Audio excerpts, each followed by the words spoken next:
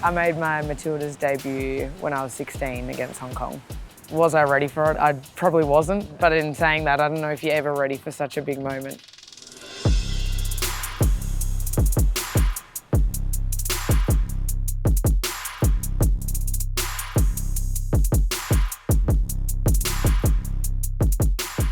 Looking back, it's pretty mind-blowing how quickly it did happen. It was the most surreal feeling walking out onto the field. When the national anthem came on, I think that was when it really sunk in.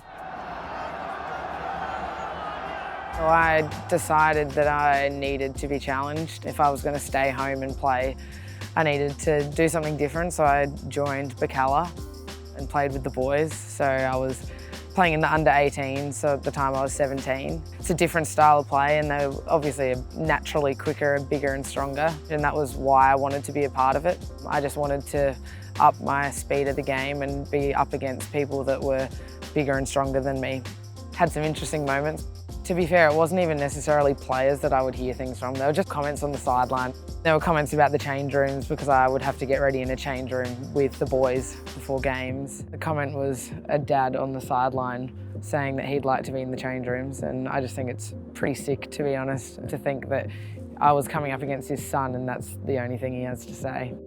And if I got bowled over in a tackle and got a free kick, then someone would have to say that I got a free kick because I was a girl. But none of it ever really bothered me because the people that mattered to me didn't have that opinion, and the people that mattered to me were the club, and they were the ones that welcomed me in. I played for Hyundai Steel Red Angels in South Korea, which is in Incheon, so it's a couple of hours out of Seoul. It's the hardest thing I've ever done, but it's the best. And I think for me, every hard decision I've made has ended up being a really good life experience. I spent 6 months of it injured. I was in a team with no English-speaking teammates.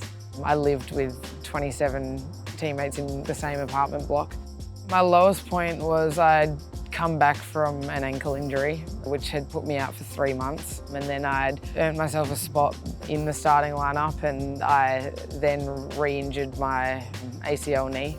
And I think that was definitely a low point because I felt like I was just in a constant battle of trying to rehab and get fully fit again, and I just felt like I'd been thrown back to the ground. I was having to rehab with a physio that didn't speak English. So it was just the language barrier that was always hard became even harder at that point. I ended up playing a whole 3 games. It was very far from what the plan was. 6 months of my 8 there were injured. You go in as an international with an expectation of bringing value to a team. It makes you feel like you're a waste of a signing. It became a bit of a downhill battle for a while, and there was a month where I felt really low. I don't like relying on people, but I knew that I couldn't rely just on myself. I had a really good sports psych that was helping me at the time. I don't think you know how strong you are or know what you're capable of until you are faced with adversity and challenging times. I'm the captain of Adelaide United. I like the feeling of being successful with others, and when things go wrong, I like the feeling of having a team there to rebuild with. I think women's football is in an amazing place.